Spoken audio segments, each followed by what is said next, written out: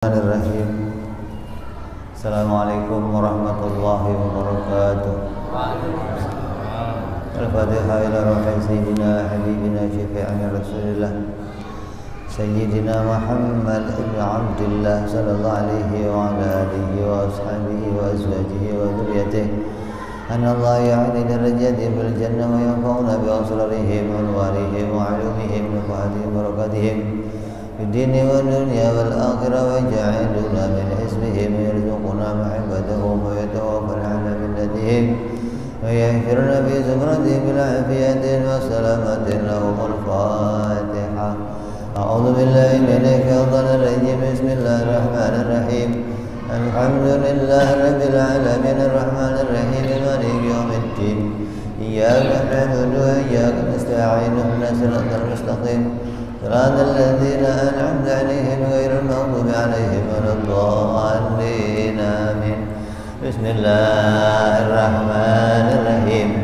نويت التعلم والتعليم والتذكر والتذكير والنفع والانتفاع والإفادة والاستفادة والحث على التمسك بكتاب الله وسنة رسول الله صلى الله عليه وسلم ودعاء إلى الهدى والدلالة على الخير ابتغاء مرضاته وقربه وثوابه وحسن الخاتمة مع اللطف والعافية صلاح العاقبة.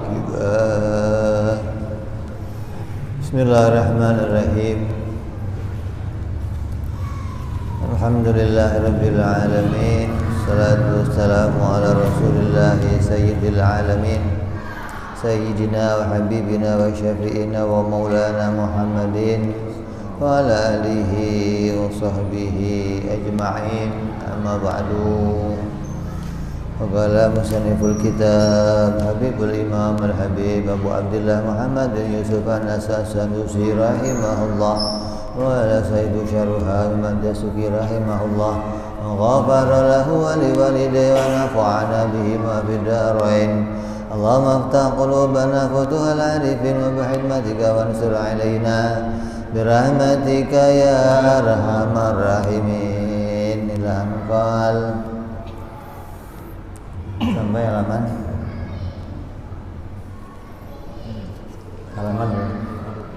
4.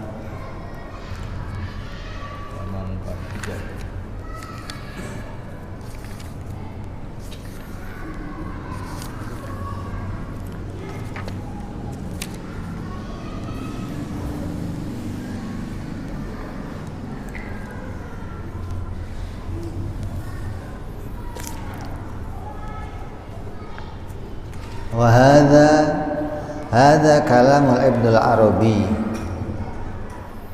wa huwa hasanun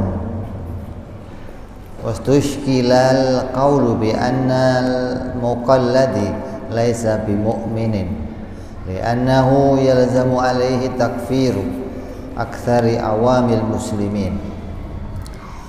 Demikianlah pernyataan Imam Ibnu al-Arabi yang merupakan pendapat yang sangat bagus. Artinya yang lalu yang sudah kita bicarakan ini semua pendapatnya Imam Ibnu al-Arabi bahwa iman tidak bisa diperoleh dengan 4 perkara. Tidak bisa dengan doruri, tidak bisa dengan taklid, tidak bisa dengan ilham, dan tidak bisa pakai Quran hadis. Maka iman hanya bisa diperoleh dengan nazar sahih, berpikir secara benar, menemukan bukti-bukti tentang keesaan Allah dan kenabian Nabi Muhammad sallallahu alaihi wasallam. Maka pendapat itu kata Imam Mandasuki pendapat yang sangat bagus. Tapi ada muskil, ada sedikit keganjalan di pendapat ini. Wa bi annal muqallad laisa bi mu'min, karena kata Imam Ibnu Arabi yang namanya orang taklid maka dia tidak terhitung orang mukmin. taklid tanpa dalil maka termasuk kafir. Ya kan iman nggak bisa dari 4, doruri nggak bisa, taklid nggak bisa. Nah kalau nggak bisa dari ini semua berarti yang diperoleh dari ini semua nggak sah, gitu kan? Kalau nggak sah berarti apa? Kafir. Ini pendapat Imam Ibnul Arabi. Cocok sama pendapatnya Imam As-Sanusi, gitu lah. Tapi terdapat muskil. Apa muskilnya? Bahwa seorang muqallid, orang yang taklid itu tidak iman, tidak termasuk orang yang beriman. Li'annahu yalzamu alaihi takfiru aktsarul awamil muslimin.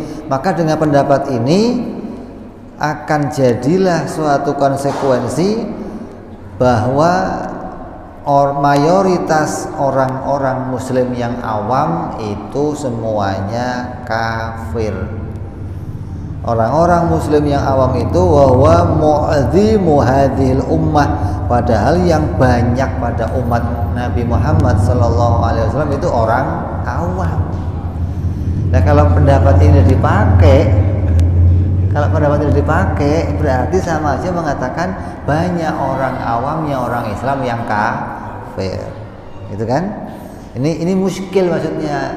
Artinya untuk menerima pendapat ini itu harus sesuai, cocok dengan kemuskilannya biar terjawab bagaimana, gitu lah maksudnya. Wa dzalika mimma yaktahu fi ma ulima anna sayyidana wa nabiyyana Muhammadan sallallahu alaihi wasallam aktsarul anbiya'i adba'an.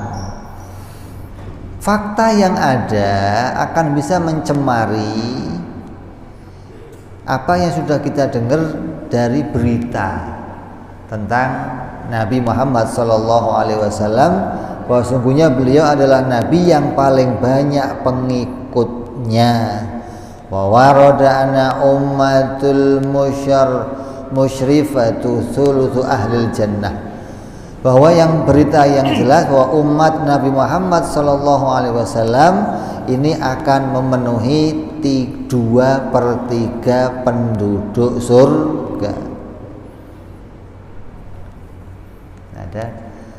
Jadi ini umat ini bagaimana ini? Ini kalau pendapat ini dipakai, maka umat Nabi ini rata-rata bisa dikafirkan. Sedangkan Nabi itu orang yang punya banyak umat, terus milah-milahnya bagaimana? Maka ada pendapat yang namanya umat itu ada ummatul ijabah, ada ummatul dakwah. Umat ijabah itu apa? Umat yang memenuhi panggilan Rasul dan dia beriman secara nyata. Sedangkan ummatul dakwah adalah semua umat yang Allah perintahkan Rasul untuk mengajak mereka masuk Islam, tapi mereka ada yang menolak, ada yang mau masuk Islam. Jadi ummatul dakwah itu seluruh dunia. Seluruh dunia itu ummatul dakwah. Ini semua umatnya Nabi.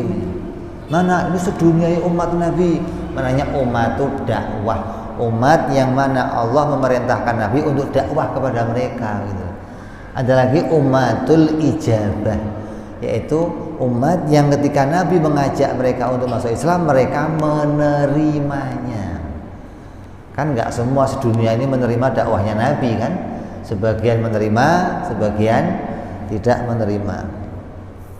Jadi yang menerima siapa?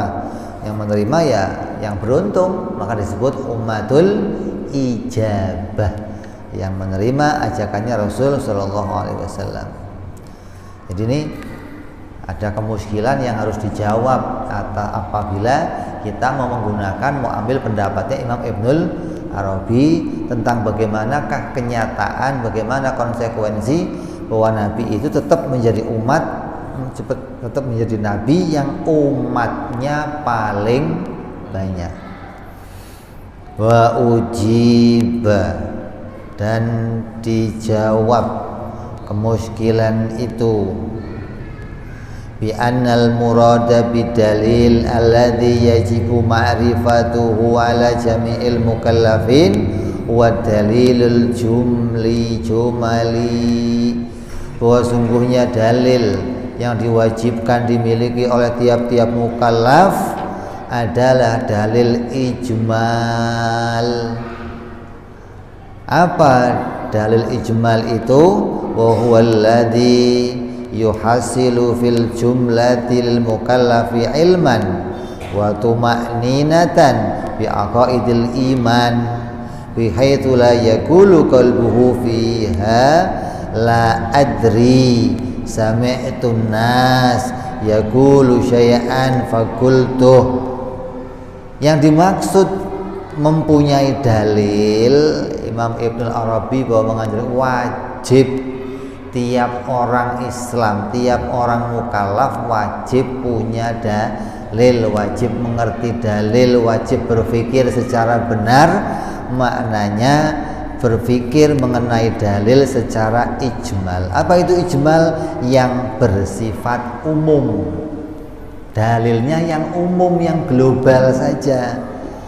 Yang mana pada umumnya menghasilkan keyakinan dan menerima hati atas akidah-akidah keinginan bagi seorang mukallaf. Sekiranya hati orang-orang mukallaf itu tidak lagi ngomong aku nggak tahu, saya nggak tahu, oh katanya sih begitu, dengar-dengar sih begitu, makanya saya ikut aja. Ini kamu disuruh berpikir sekiranya kamu nggak begitu gitu loh, bukan berpikir yang harus sampai jadi ulama pakai udeng-udeng, bukan.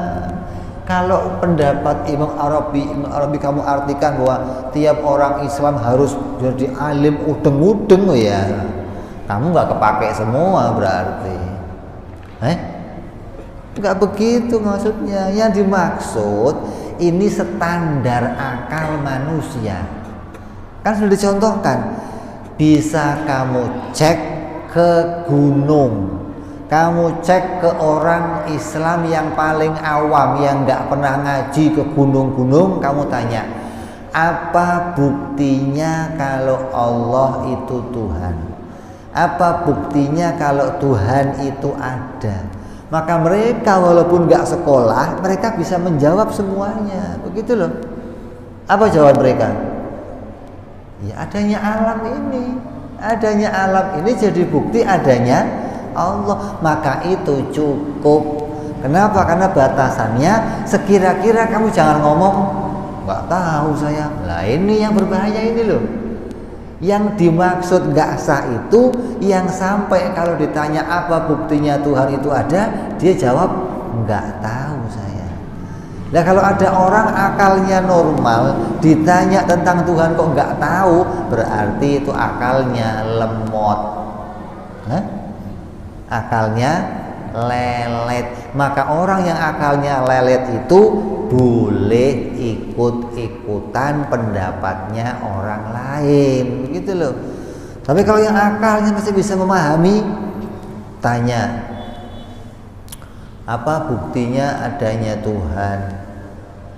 Enggak tahu saya, enggak tahu. Kemudian diberikan contoh. Oh, kalau ada kotoran hewan di sini, ini kotoran ini muncul sendiri apa ada hewan yang munculin? Ya pasti ada yang munculin, berarti akalnya bisa mikir, gitu loh. Nah, akal yang bisa mikir sebatas itu sudah dianggap berdiri sendiri. Dia sudah bisa menemukan kalau langit bumi itu pasti diciptakan. Maka itu termasuk orang yang berdiri sendiri, tidak mengikuti pendapatnya orang lain. Maka itu sudah cukup, dan itu dimiliki oleh semua orang awamnya orang Islam. Begitu dong mestinya. Jangan, oh berarti ini orang Islam yang awam ini nggak pernah mikir. Lah coba aja kamu tanya, bukti adanya Allah apa? Tanya coba. Jawabnya apa? Adanya semua tahu. Itulah yang tahu itu maka dianggap sudah mencukupi, dia sudah keluar dari ikut-ikutan gitu loh. Nah, adapun dia mau bertambah lagi pengetahuannya, maka itu bukan lagi kewajiban, tapi itu hukumnya kifayah atau kesunahan.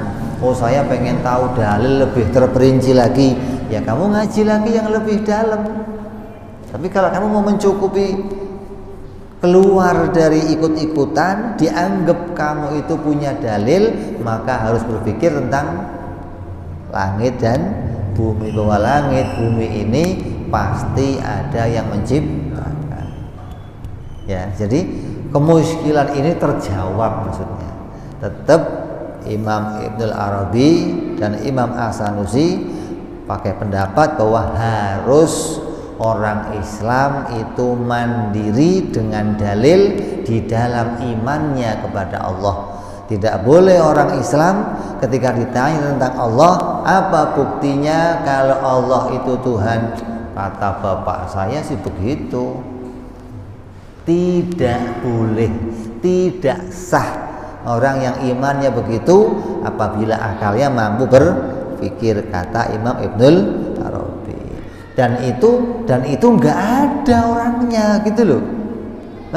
Kalau orang yang akalnya waras, ya kamu nggak akan nemu orang ngomong begitu, nggak ada. Walaupun awamnya orang Muslim kamu tanya, semua akan mengatakan langit bumi jadi bukti adanya Allah. Gitu. Maka itu dianggap sudah mencukupi sebagai dalil ijmal, dalil yang umum, dalil yang global, tidak dalil secara secara terperinci. Karena dalil itu ada dua nanti, ada dalil ijmal, ada dalil tafsil. Tafsil itu terperinci, satu persatu dibicarakan hingga nyata, betul-betul nyata apa dalil wujudnya Allah. Allah itu wujud, dalilnya apa? Allah qidam, dalilnya apa? Allah baqo, dalilnya apa? Tapi kalau orang awam cukup wujudnya alam ini, satu dalil ini cukup, pakai satu dalil apa wujudnya alam jadi bukti Allah itu mempunyai 20 sifat gitu loh. Jadi menemukan sifat-sifat Allah yang wajib 20, mustahil 20, jaiznya 1 hanya dibuktikan pakai satu dalil, yaitu wujudnya alam, sudah cukup. Kan gampang. Apa yang mempersulit? Nggak ada orang mempersulit orang, nggak ada. Lah, faedahnya nemu dalil yang ringkas itu untuk apa? Agar kamu bisa menerima, menghasilkan keyakinan dan menerima hati atas akidah-akidah keimanan. Ketika kamu disuruh mengimani Allah itu melihat, Allah mendengar, Allah berbicara, hati kamu nggak goncang lagi, hati kamu nggak bingung lagi. Ketika kamu disuruh perintahkan Allah perintah begini, Allah punya hak begini, akan terjadi kiamat, akan kebangkitan, akan ada hisab, kamu nggak bingung lagi. Oh iya, boleh saja Allah bikin semua itu. Nggak cuman apa iya ya, apa ada hari kebangkitan ya, apa ada. Karena akalnya nggak kenal Allah, nggak mengetahui sifat wajib Allah, mustahil Allah, jaiz Allah, maka hatinya gampang goncang ketika menerima akidah-akidah yang harus kita imani. Gitu loh maksudnya. Jadi tanpa dalil ini kamu akan mudah mengalami kegoncangan. Lah, Imam As-Sanusi, Imam Ibnul Arabi ini mengajak kamu agar jadi orang yang tu'maninah, anteng, hatinya diem, nggak goncang-goncang sampai nanti hari kematian. Tetap imannya kepada Allah sama, imannya nggak sampai turun, imannya nggak berubah-berubah. Ini faedahnya orang berpegang pada dalil. Ya, jangan sampai orang itu mengatakan aku tidak tahu. Wala yustaratu ma'rifatun nadhari ala tariqatil mutakallimin. Maka tidak disyaratkan imannya seseorang itu harus mengetahui pemikiran-pemikirannya orang-orang ahli mutakallimin. orang-orang yang ahli terperinci dalam ilmu tauhid, orang-orang yang mendalami ilmu tauhid, maka itu enggak diwajibkan untuk tahu itu. Minat takhriril adillah wa tartibiha wa daf'i syubhati, yaitu meneliti, membentangkan tentang dalil, membenarkan dalil, menolak syubhat-syubhat yang datang dari Syiah, dari Mu'tazilah, dari Wahabi, Khusyfiyah, Mujassimah. Ini semua di satu persatu syubhat ini diluruskan, dipecahkan, dijadikan mana yang benar, ditunjukkan ini jalan yang benar, jangan kamu ikut jalan yang lainnya. Maka ini kemampuannya bagi orang-orang yang memperdalam, mempelajari ilmu tauhid, yang memperdalam di dalam pembicaraannya orang-orang mutakallimin. Maka itu bukan suatu kewajiban bagi orang awam. Walal qudratu ala ta'bir, dan mengungkapkan dalil-dalil ijmali, walal qudrata ala ta'bir amma hasala fil qalbi min ad-dalil jumali alladhi hasalat bihi tuma'ninah, yaitu mengungkapkan dalil ijmali yang ada dalam hatinya, yang menghasilkan adanya penerimaan kepada agama, hingga hatinya itu enggak lagi mengalami kegoncangan, enggak lagi mengalami keraguan. Semua yang diperintah agama, semua yang dipedomani agama, kamu terima dengan hati yang tenang. Enggak lagi apa iya begini, suruh bayar zakat, ntar nih bikin-bikinnya kiai aja nih maksud zakat. Orang suruh pergi haji, mau nih mau karangan, nggak ada begitu-begitu, nggak ada. Ketika itu datang dari agama, maka hatinya langsung menerima karena tahu bahwa Nabi Muhammad SAW itu benar-benar nabi, bukan nabi-nabian. Ketika kamu berpegang tahu tentang itu, maka nggak ada lagi satupun yang kamu ragukan dari berita yang didatangkan oleh Nabi Muhammad SAW. Jadi fungsinya itu hati kamu jadi tenang ketika kamu berpegang pada dalil. Lah kalau dalil tafsil fungsinya untuk tenang. Oh, kalau dalil tafsil bukan untuk tenang, tapi untuk melawan musuh. Nah, ini ketika ada orang-orang kafir datang akan meragukan orang Islam, Tuhan ada enggak? Ada, mana enggak kelihatan? Enggak ada Tuhan itu. Datang orang-orang begini, maka ini musuhnya. Musuhnya bukan orang awam, bukan orang awam nggak bisa menolak yang begitu-begitu, nggak bisa. Makanya diwajibkan di lingkungan orang awam itu ada satu orang mutakallim, ada seorang yang paham ilmu akidah secara tafsil, agar apa? Melindungi orang-orang awam ini dari datangnya orang-orang yang ingin mengacaukan keimanan mereka. Siapa? Syiah, Mu'tazilah, Qadariyah, Mujassimah, Musyabbihah, Kiromiyah, ateis, ini banyak, sampai Nabi katakan ada 73 firqah. Ini fungsinya satu orang yang ahli ini. Yang lain gimana? Nggak usah kamu mikirin caranya jawab, nggak usah. Kamu mikirin biar hati kamu tenang ibadah, nggak lagi mencang-mencong. Pokoknya kerja, pulang ngurusi anak bini, ke masjid sedekah, ngaji, kerja, imannya ditata yang benar, sudah beres begitu. Mau apa lagi emang?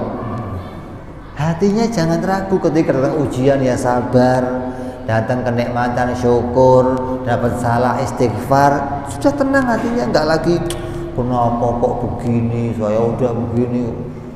Nah, ini yang ribet. Hatinya mengalami, nah ini gitu loh. Jadi fungsinya punya dalil itu hatinya tenang. Orang kalau sudah tahu bukti itu kan nggak akan ragu. Orang bisa ragu itu gara-gara nggak punya bukti. Oh, kata bapak saya begini. Lah, kata bapak saya itu benar apa enggak? Bimbang dia. Tapi kalau dia punya dalil sendiri, dia nggak akan ragu sama katanya orang lain. Mau orang lain ngomong, mau orang lain nggak ngomong, saya sudah tahu demikian, maka saya imani yang demikian. Ini fungsinya kamu ngerti dalil. Jadi beda. Dalil ijmal dan dalil tafsil itu dua fungsi yang berbeda. Maka yang diwajibkan untuk semua orang Islam 2/3 dari surga yang diisi umatnya Rasulullah itu semuanya punya dalil ini. 2/3 itu kata Rasul sallallahu alaihi wasallam bahwa nanti di surga itu akan ada 120 shaf,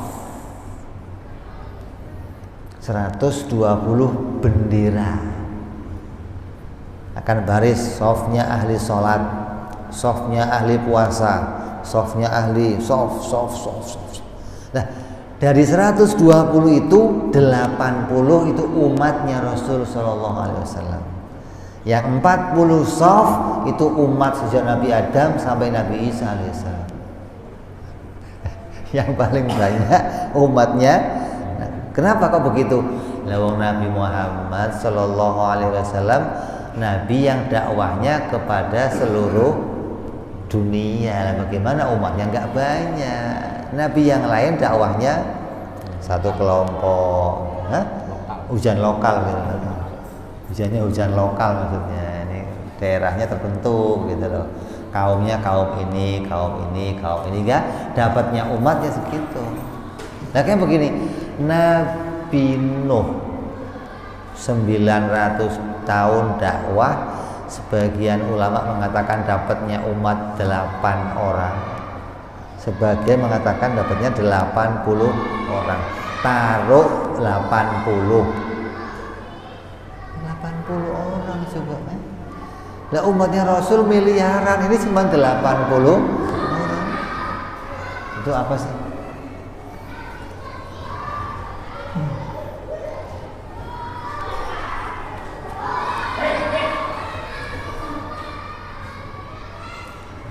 Udah anaknya rame, dia ikut teriak juga, tambah rame loh.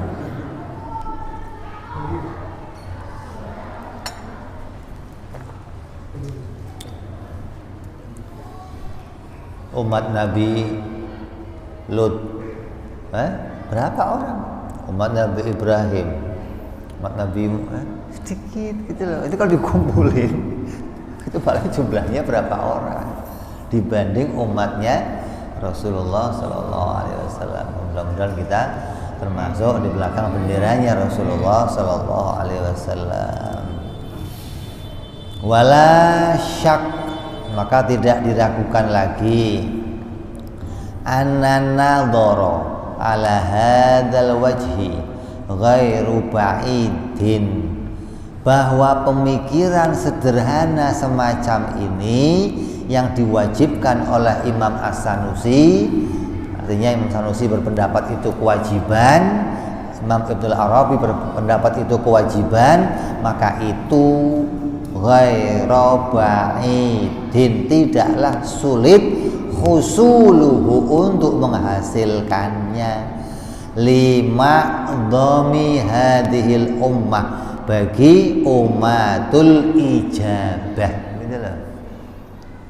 Bagi umat yang menerima dakwahnya Nabi itu nggak akan sulit. Sekarang kamu mikirnya begini aja, kira-kira Nabi itu ketika pertama datang cara dakwahnya pakai doktrin atau ngajak mikir?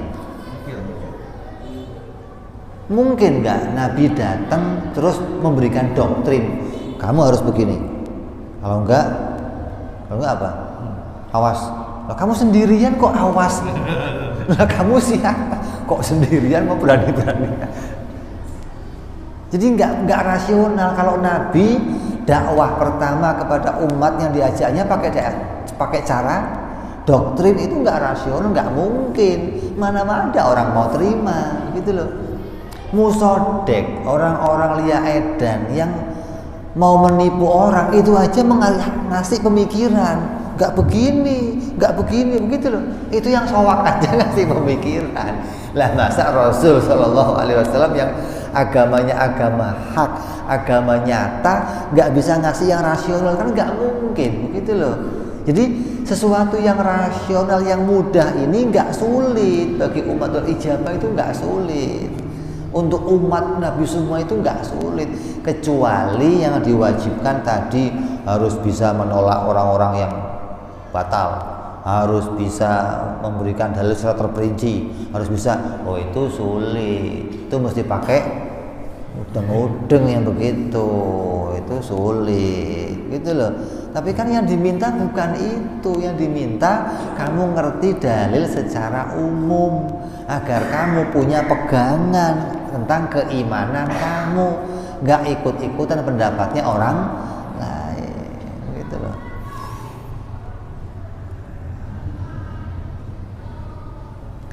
Awili jami'iha fima qabla al-akhir zaman, atau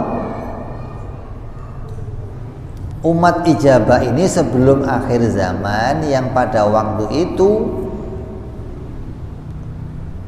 alladzi yarfa'u fiha ilmu nafi', yang mana ilmu-ilmu nafi' itu nanti akan diangkat, akan diambil kembali oleh Allah hingga ilmu yang bermanfaat mulai hilang.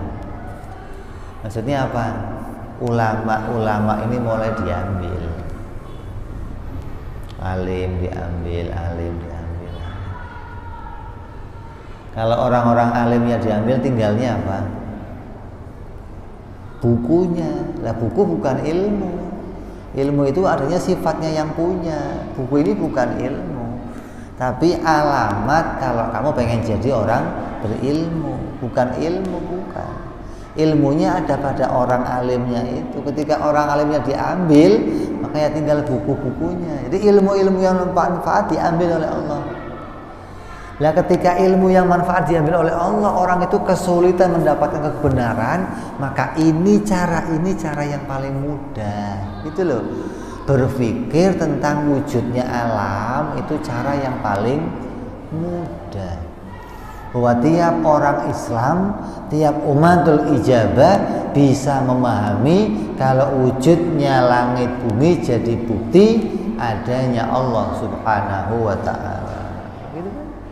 Ketika ada orang menipu kamu dengan begini, nipu kamu begini, oh nggak bisa, Allah yang bikin. Ini cukup dalil itu bisa kamu temukan, nggak usah pakai kitab lagi ngaji nahwu bertahun-tahun, nggak usah itu mah. Itu biar orang gunung bisa ngerti itu. Nah itu pedoman kamu agar kamu tidak mengalami kegoncangan keimanan. Wa yakturu fihil jahlu, maka pada masa itu akan muncullah banyak orang-orang yang bodoh. Wala yabqa fihi taklid, yang orang bodoh dan tidak ada lagi taklid yang benar. Ketika orang-orang yang berilmu sudah diangkat, orang pintar sudah diangkat, kebodohan sudah merebak kemana-mana, mau taklid sama siapa kamu?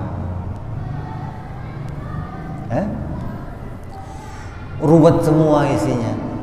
Satu kelompok ngomong saya benar, kelompok ini ngomong benar, kelompok ini benar. Seperti sekarang ini saya mau nanya, kalau kamu suruh taklid, mau taklidnya sama yang mana? Oh saya sama yang ini aja. Lah kamu tahu yang ini benar bagaimana? Jadi kamu nggak bisa sekarang ini taklid, nggak bisa. Kenapa? Karena ruwet semua isinya. Satu begini, satu. Ada lagi Islam teroris, ada lagi Islam. Apalagi nanti akhir zaman, ya Allah, tambah susah lagi keadaan kita. Hingga kalau orang Islam sudah ditekankan untuk ini, maka mereka tidak akan lagi mengalami kebimbangan di dalam keimanan. Maka mereka akan bisa mencari tahu siapa yang harus saya ikuti. Kalaupun sudah nggak ada, saya harus berdiri sendiri. Begitu loh. Punya pedoman, tetap iman kepada Allah, iman kepada Rasulullah dengan bukti-bukti yang ringkas, tanpa kita memerlukan lagi muqallid, orang yang harus ditakliti. Siapa taklidnya? Susah sekarang mau cari orang yang mau ditakliti. Wala yabqa fihi taklid al-mutabiq, yang taklid itu cocok dengan kenyataan, seperti taklidnya orang Islam lah. Sekarang ini masih banyak, masih kita lihat ada orang-orang yang mengajarkan ilmu yang hak, masih ada sekarang ini. Maka orang-orang yang hak itu yang bisa kamu takliti, yang dia itu cocok sama kenyataan. Kalau nanti ini hilang semua, habis, kamu mau taklid sama siapa lagi? Berat makanya.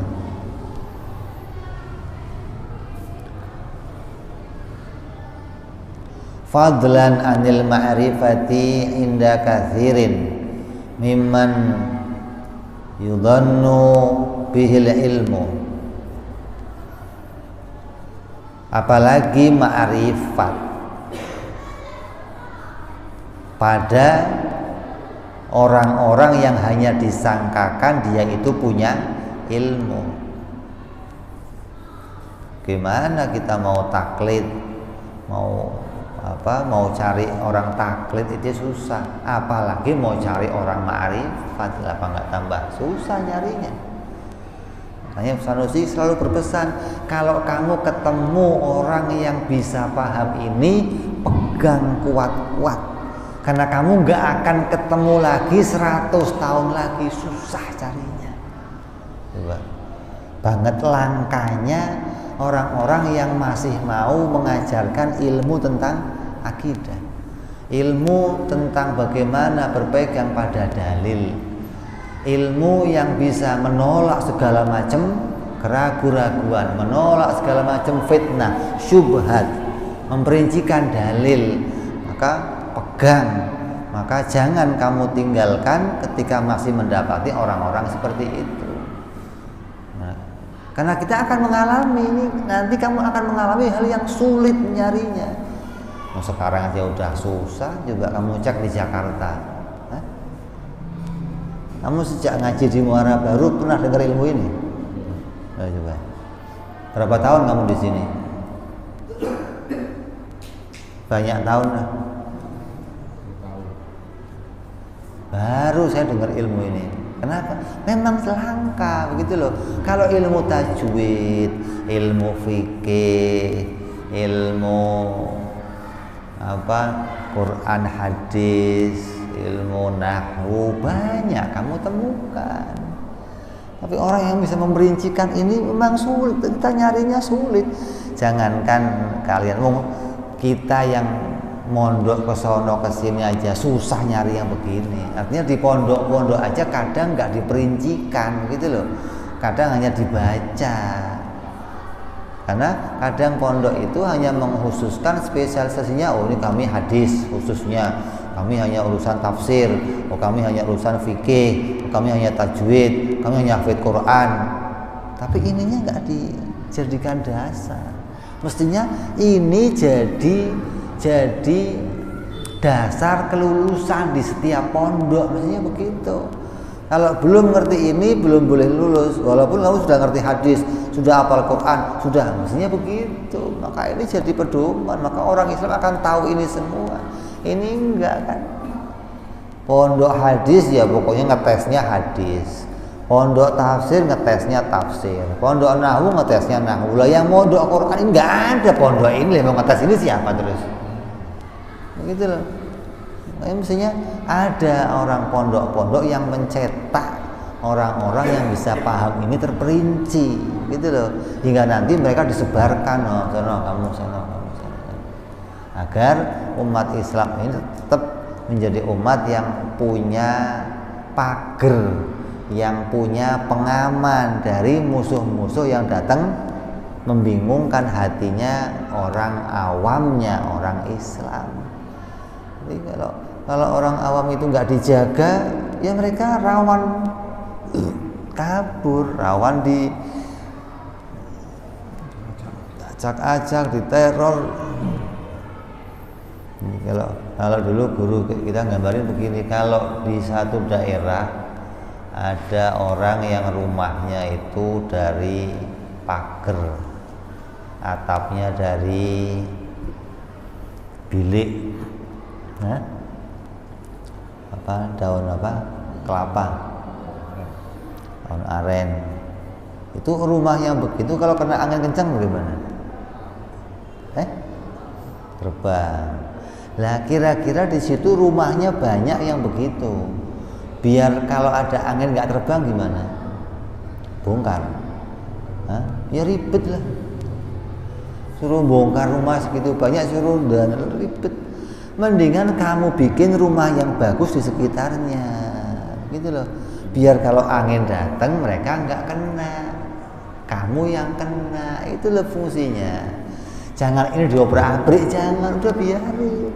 Mereka udah tenang ibadah, sudah nyaman ibadah, harinya sudah tenang, sudah nggak ada masalah. Memang begitu perintahnya begitu. Terus kita bagaimana? Kamu melindungi mereka. Ketika ada musuh datang, kamu lawannya saya, sini, jangan kemana-mana kamu. Gitu. Nah kalau yang begini nggak ada, ya Allah. Iya ini seperti sekarang ini. Sebelah rumah kita Syiah, sebelah sono Wahabi, sebelah sini lagi Mu'tazilah, sebelah sini lagi ateis, ini liberal, ini lagi ya Allah. Ini orang kiainya katanya satu, ikutnya NU, ikutnya FPI, tapi ya begitu semua kan ribet. Ini yang benar yang mana? Ya Allah. Ini penting kita pegang ini penting, jangan sampai kita lepas dari memahami ini. Jadi mau taklid aja susah, apalagi cari orang yang ma'rifat. Fadlan an katsiril minal awam. Mungkin tanpa diragukan kita akan menjumpai pada zaman itu apalagi orang-orang awam. Wala allana adrakna hadzal zaman bila raibin. Mungkin tidak diragukan lagi kita ini sudah menjumpai zaman itu. Ini nulisnya tahun 500 tahun yang lalu. Ini ngomong ya, mungkin ini saya ini sudah jumpain zaman itu. Nah sekarang, nah apalagi coba? Ini penulis kitab ini nulisnya kitab ini 500 tahun yang lalu ngomong di zaman saya ini mungkin saya sudah menjumpai itu, sudah sulit. Maka di awal kitab dikatakan ada zaman su'ub, ini zaman sulit. Artinya beragama itu sudah sulit, untuk nggak goncang itu sulit. Kalau kamu nggak betul-betul pegangannya kuat, kamu akan terombang-ambing oleh. Kenapa? Karena musuh yang datang itu bukan lagi angin sepoi-sepoi. Musuh yang datang itu kayak ombak. Sekali datang, nah kalau kamu sendiri nahan, itu kira-kira pecah ombaknya, pecah kamunya? Kecuali kamunya karang, ombaknya datang gede, yang pecah ombaknya, bukan karangnya. Kalau kamu kan tempe, bukan. Jadi jangan nantang. Terus gimana? Cari aman, mendingan minggir. Kalau ada ombak gede, minggir. Karena tahu sudah sedikit orang yang mampu untuk menangani ini, begitu loh. Apalagi di zaman sekarang, ini zamannya musonef, dikatakan sudah sulit di zaman saya. Maka kata beliau, wallahul musta'an. Maka hanya kepada Allah lah kita meminta pertolongan. Wala haula wala quwata illa billahil aliyil azim. Kalau enggak atas pertolongan Allah maka ya sudah habis. Jadi kita pegangannya Allah yang terus memelihara umat ini. Makanya kalau kita doa, kalau kita sholat, ingat kalimat Sami Allahu liman hamidah Rabbana lakal hamdu mil'us samawati wa mil'ul ardi wa mil'u ma syi'ta mil'us samawati. Ya Allah, segala puji bagi Engkau yang memenuhi langit, memenuhi bumi. Jadi di bumi ini akan dipenuhi orang-orang yang memuji kepada Allah. Yang bikin siapa? Ya Allah. Jadi kita hanya mengharapkan itu. Ya Allah, mudah-mudahan ini di bumi ini masih dipenuhi terus orang-orang yang terus memuji kepada Engkau, karena Engkau yang memiliki pujian yang sepenuh langit, sepenuh bumi. Jadi kalau bumi ini kok dipenuhi oleh orang-orang yang memuji Allah, maka Allah yang menciptakan itu. Kok diangkat satu, maka Allah yang menyipikannya. Bukan sepi sendiri, ramai sendiri. Nggak kayak musim layangan, enggak, ini tetap datang layangan. Dan sepi lagi, musim lagi. Ini Allah yang memunculkannya, hamba-hamba yang ibadah, hamba yang taat, hamba yang...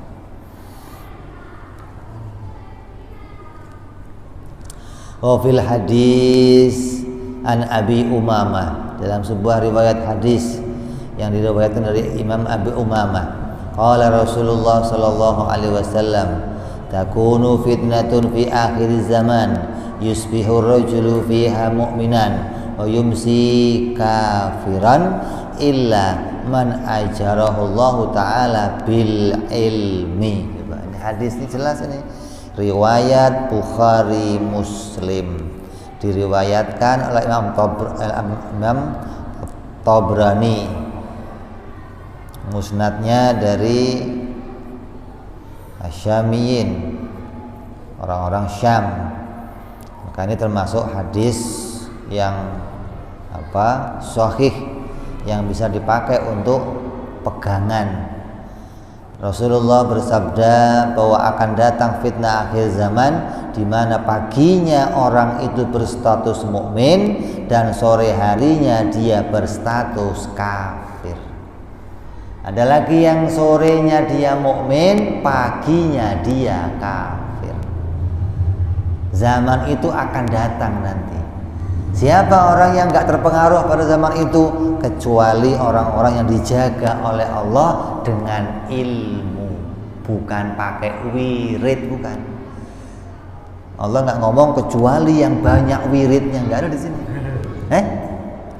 Kecuali yang punya ilmu. Ilmu apa? Ya ilmu ini yang kita kaji ini. Maka kamu gak akan terombang-ambing.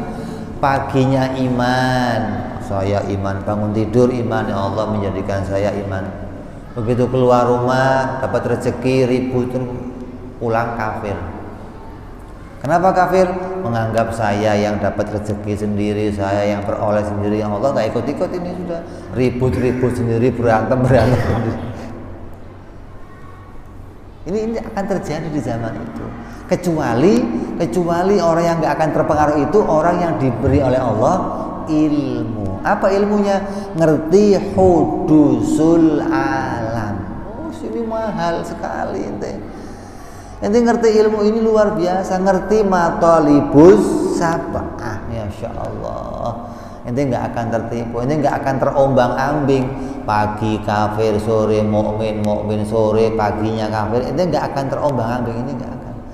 Iman kamu akan terjaga dengan tenang, dengan dalil kamu mengimani setiap sesuatu dimunculkan oleh Allah. Kamu nemu barunya alam, kamu nemu matalibus sab'ah. Tiap yang berubah pasti Allah ciptakan, hingga perubahan apapun gak mempengaruhi hati kamu. Ini Allah yang bikin. Tapi kenapa kok begini? Wes mau begini mau begitu, apapun yang muncul mesti Allah yang bikin. Oh ini selamat sudah. Ini orang yang gak begini ini yang terombang-ambing sudah, terpontang-panting pada zaman ini. Makanya kita harus bisa memahami keadaan ini.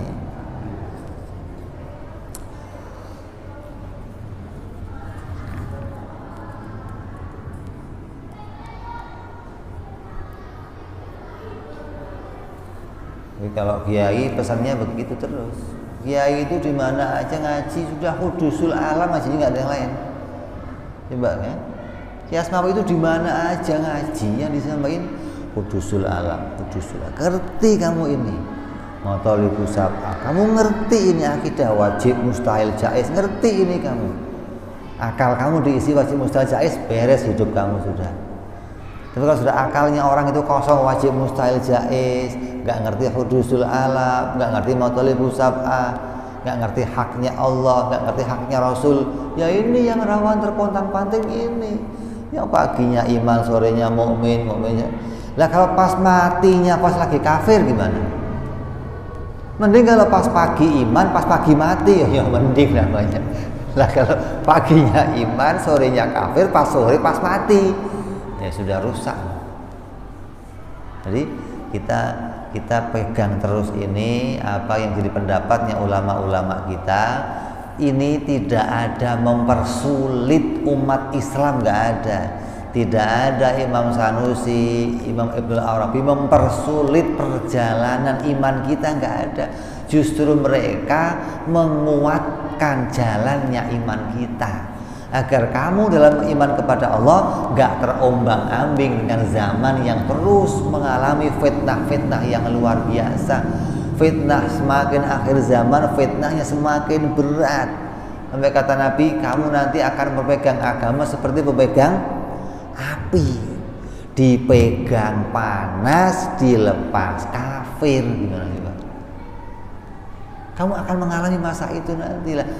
Yang bisa selamat hanya orang-orang yang punya ilmu, yang diberikan oleh Allah ilmu. Makanya zaman awalnya Nabi, zaman perjalanan dakwah awalnya Nabi, sahabat Nabi di Mekah itu nggak disuruh perang, nggak disuruh ngelawan, nggak disuruh apa-apa. Yang dimusuhi, diboikot, dilemparin, sampai ditindih batu, kuat mereka. Kenapa kok kuat? Karena pakai ilmu imannya, bukan disuruh taklid sama Nabi, bukan, imannya dikasih ilmu, sehingga mereka kokoh imannya. 13 tahun Nabi membina imannya para sahabat. Nah, kalau iman itu nggak dibina lebih dahulu, maka agama yang sudah kamu peroleh akan terpontang-panting. Walaupun kamu sudah sholat, kamu sudah puasa, kamu sudah. Nah, Korun itu umat Nabi Musa, dididik langsung sama Nabi Musa. Tapi ya begitu, ketika tertipu melihat harta, tertipu melihat pekerjaannya sendiri, tertipu melihat kepintaran, menganggap itu datang dari dirinya sendiri, hingga mereka kafir, hingga dia mengingkari ini datang dari Allah. Allah nggak ikut-ikut, Allah nggak ada. Allah itu dianggap hanya sebagai penonton.